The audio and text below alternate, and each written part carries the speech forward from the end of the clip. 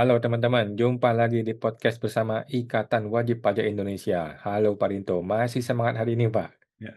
Selalu semangat Mas untuk menegakkan keadilan di dunia perpajakan ini Mas. Oke, luar biasa Pak Rinto ya, IWPI masih terus bersama kita teman-teman.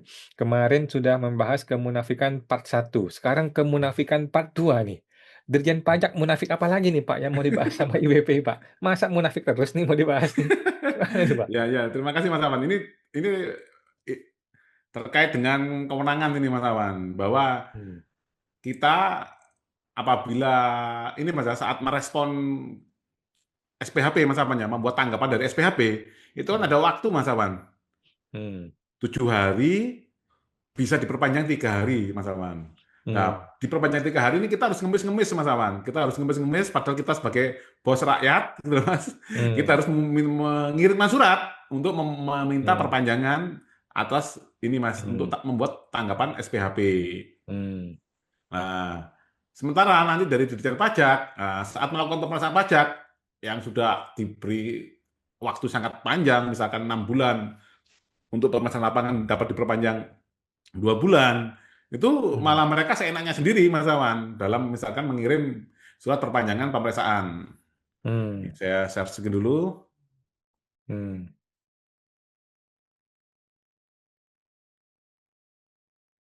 Hmm. Ini kemunafikan Direktur Jenderal Pajak Part 2, ketika hukum Hmm. pajak tidak seimbang. Oh, oke. Nah, ini adalah salah satu ini Mas pendapat akhir dari tim Direktur Jenderal Pajak, yaitu yang mewakili Direktur Jenderal Pajak lagi-lagi Kanwil DJP Jatim 3, Mas Awan. Hmm. Nah, di sini mengatakan bahwa tergugat mengakui terdapat beberapa tahapan pemeriksaan yang tidak dilakukan atau melewati jangka waktu sebagaimana didalilkan oleh penggugat, yaitu tidak menyampaikan kuesioner, jangka waktu Hmm. pengujian lebih 6 bulan, tidak terdapat pemberitahuan perpanjangan jangka waktu pengujian, dan Hmm. tidak adanya rekaman audio visual. Namun demikian, ketidaksempurnaan pelaksanaan beberapa prosedur pemeriksaan selain penyampaian SPHP dan pelaksanaan pembahasan hasil pemeriksaan tidak mengakibatkan cacat hukum atau batalnya surat ketetapan pajak yang Hmm. dimaksud. Ini, Mas. Ini pemaknaan lagi yang konten kemarin yang terkait pasal 36 ayat 1 huruf D. Hmm. Nah, pemeriksa pajak boleh lalai, wajib pajak tidak. Ini Mas. Dalam perkara yang Hmm. sama antara PT Matahari Surya Mitra Pangan melawan Direktur Jenderal Pajak, kemunafikan DJP tidak hanya tampak dalam penafsiran satu kata, tetapi dalam penerapan kewajiban prosedural antara pemeriksa pajak dan wajib pajak. Dalam keterangan tertulis, tergugat nomor S984 sekian-sekian, tanggal 21 Maret 2025, tentang Hmm. pendapat akhir pengajuan gugatan terhadap surat keputusan objek gugatan lainnya, nomor sengketa Hmm. 008214.99 garing 2024 garing PP, tergugat secara terbuka mengakui adanya pelanggaran prosedur pemeriksaan sebagaimana didalilkan oleh penggugat. Nah, Hmm. ini tergugat mengakui bahwa dalam proses pemeriksaan ini Mas tidak dilakukan penyampaian Hmm. kuesioner, jangka waktu pengujian melebihi 6 bulan, tidak terdapat pemberitahuan perpanjangan jangka waktu pengujian, Hmm. tidak tersedia rekaman audio visual. Namun Hmm. secara mengejutkan, tergugat menyimpulkan bahwa seluruh ketidaksempurnaan Hmm. prosedur tersebut selama bukan SPHP dan pembahasan akhir hasil pemeriksaan tidak mengakibatkan cacat hukum maupun batalnya surat ketetapan pajak. Mas.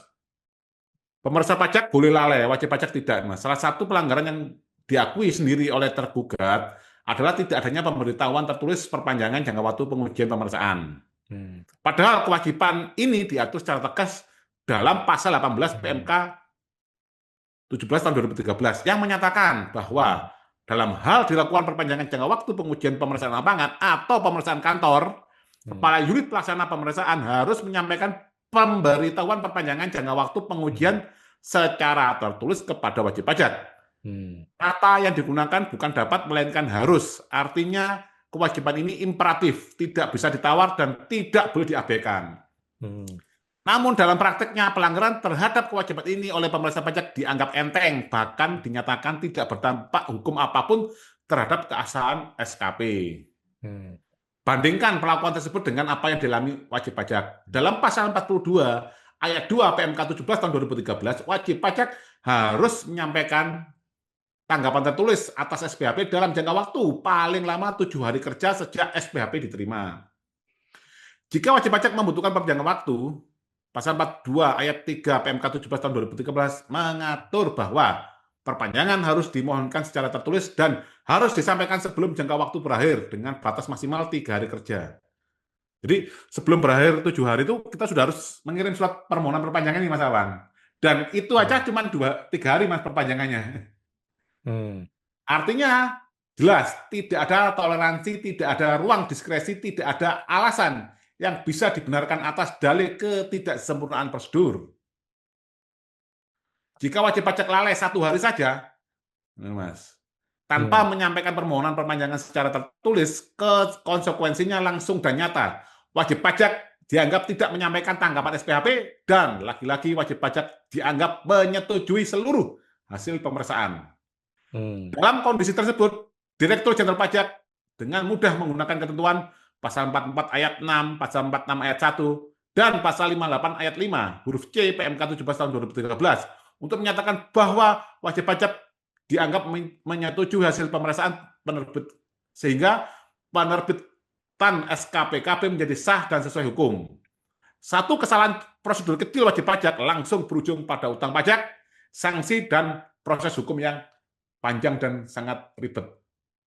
Hmm. Jika wajib pajak lalai 1 hari saja, ini Mas, ironisnya ketika kesalahan prosedur dilakukan oleh aparat pajak, tidak ada pembatalan SKP, tidak ada konsekuensi hukum bagi hasil pemeriksaan. Paling jauh hanya sanksi internal bagi pejabat yang bersangkutan, itu pun jika ada dan tidak pernah transparan. Hmm. Jika prosedur pemeriksaan hanya ditegakkan secara keras kepada wajib pajak, namun diabaikan ketika dilanggar oleh aparat pajak sendiri, maka yang lahir bukan kepastian hukum, melainkan standar ganda yang merusak kepercayaan publik. Hukum tidak boleh tajam ke bawah dan tumpul ke atas, dan prosedur tidak boleh dijadikan alat untuk menghukum satu pihak, namun diabaikan demi melindungi pihak lainnya. Hmm. Kesalahan wajib pajak sama dengan konsekuensi hukum penuh. Kesalahan pemeriksaan pajak urusan internal belaka. Ini quote-nya dari Ibu Mas. Hmm. Oke, jadi ada kemunafikan lagi-lagi mengenai dua sisi yang berbeda ya. Di satu sisi mereka ngomong A, di satu sisi ngomongnya B. Iya, betul Mas. Bahkan Jadi, tadi yang di konten tadi kan Mas ya, frase itu kan harus Mas. Perpanjangan waktu tadi Mas. hmm, Itu pun sama mereka harus pun dimaknai tidak wajib Mas. oke. Jadi akhirnya bagaimana solusinya? Apakah kita mesti ke MK lagi nih? Kita ubah aja kata-katanya menjadi suka-suka kau lah gitu. Ya, mungkin seperti itu aja Mas. Biar biar semua puas, presiden puas, DPR puas, hakim MK puas itu loh Mas.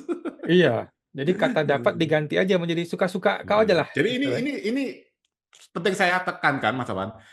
Kami dari Ikatan Wajib Pajak Indonesia adalah pemilik sah dana negara dan pemilik sah kedaulatan negara Republik Indonesia. Hati-hati terhadap semua pejabat yang sudah mengacak-acak hukum, berlagak seperti malaikat, tapi hatinya iblis. Betul, Mas Hmm. Awan. Nanti hukum Tuhan akan segera nyata. Seperti itu, Mas Awan. Oke, baik Pak, siap. Terima kasih Pak Linto ya. Mudah-mudahan DJP, Pak Bimo, Dijen Pajak, dan juga Purbaya mau mendengar atau menonton video ini ya supaya tahu perilakunya tuh masih nggak benar, masih diberesin. Bukannya malah dikasih jabatan, dikasih bantuan hukum ketika udah ditangkap pula. Ya, kita nantikan bagaimana reaksi dari DJP dan Purbaya. Mudah-mudahan bisa sadar diri. Terima kasih Pak Linto. Kita jumpa lagi di podcast berikutnya Pak. Terima kasih Oke, Pak. Mas.